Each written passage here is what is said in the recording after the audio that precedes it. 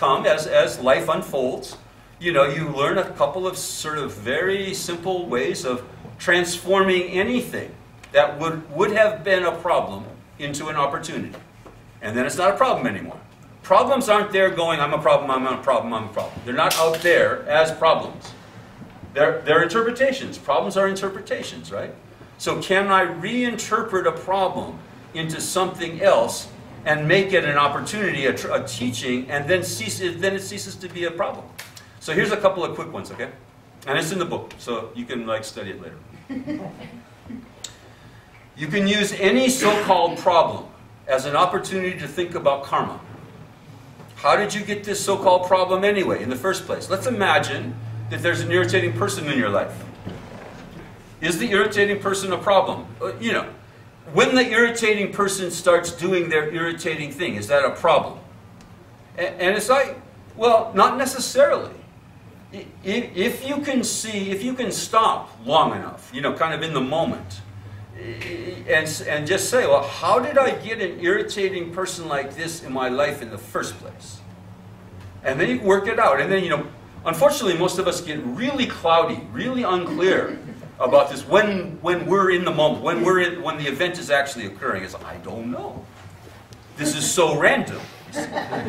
Just I walked into a random zone. Everything else was cause for a while. And then all of a sudden this random zone occurs where there are people who are irritated, you know. And here's the right answer to that question. How did I get a person like this? You were like this to someone else. Full stop, okay? No like footnotes or small print. If you have an irritating person in your life, it's proof that you've been irritating to someone else. What has gone around has come around. It has now come around. It went around, now it's come around. It's the only way you could have an irritating person in your life. Only way. Okay, so then you can go, well, you know, this is a lesson. The karma is working. It's a lesson for me in how causality works. So the last thing I'm going to do now is what? Recreate the causes for another irritating person event in my life. By doing what? Being irritating back. And then you just like, you jujitsu what was once a problem, right? You turned it completely inside out and made it not just a, not just a tolerable thing or something like that, but a positive thing in your life. Instead of recreating causes for more suffering, you now create causes for happiness in the future by thinking about karma. Here's another one, okay? I'll just give you one more. Methods, right? Methods for transforming problems into opportunities. You can say, oh, this is how it feels. Say, imagine you just lost your job or something like that. Oh, this is how it feels to lose a job. This is how people who have lost jobs have always felt. I didn't know before. You know, I knew that people were losing jobs, but, you know, it wasn't me, so it was like too bad for them. And, you know, sorry, you know, like that, but, you know, you'll get over it. You know, like we kind of have this kind of calloused version of compassion when it comes to other people suffering. It's like, oh, you know, well, you know, it's bad, but, you know, you'd probably get over it, like that. But when it's us, then it's like, hold the presence, stop the presence. You know? Now it's me. I lost the job.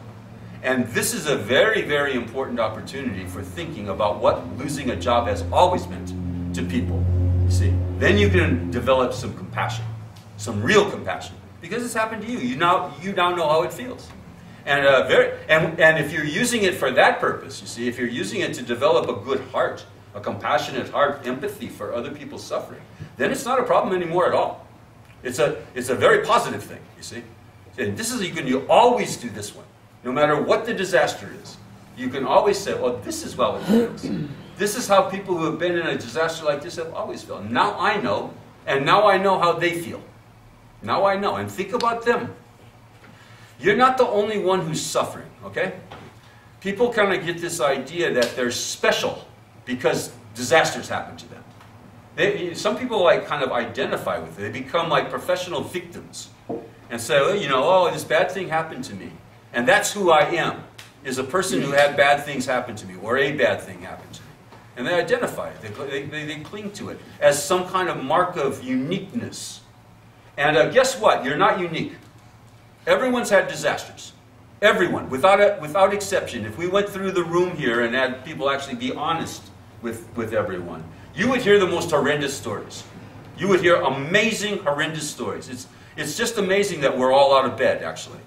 That we're actually like can carry on in life. The kind of hits that we've taken. All of us. Not just you.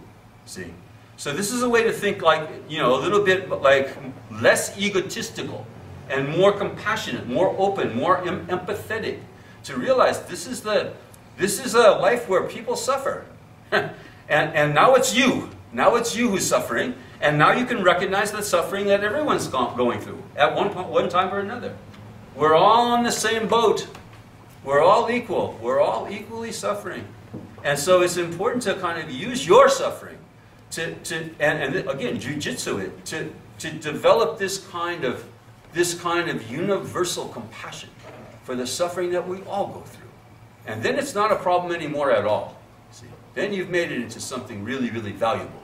You've opened your heart. You've opened your, the love and the empathy. And then jujitsu, then it's, completely different, isn't it?